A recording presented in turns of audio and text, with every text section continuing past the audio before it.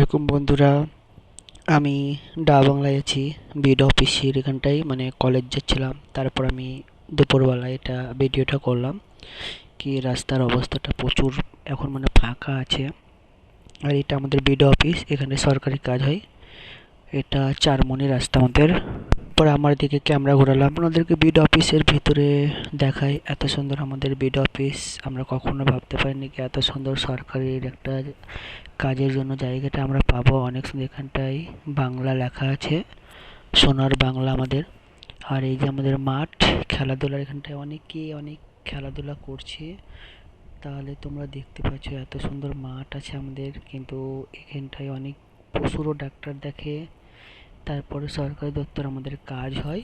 এখানটায় অনেক কিছু হয় আমাদের, খেলাধুলা সব কিছু হয়। আর এটা মঞ্চটা করেছে কোনো প্রোগ্রাম টোগ্রাম হলে, তাই জন্য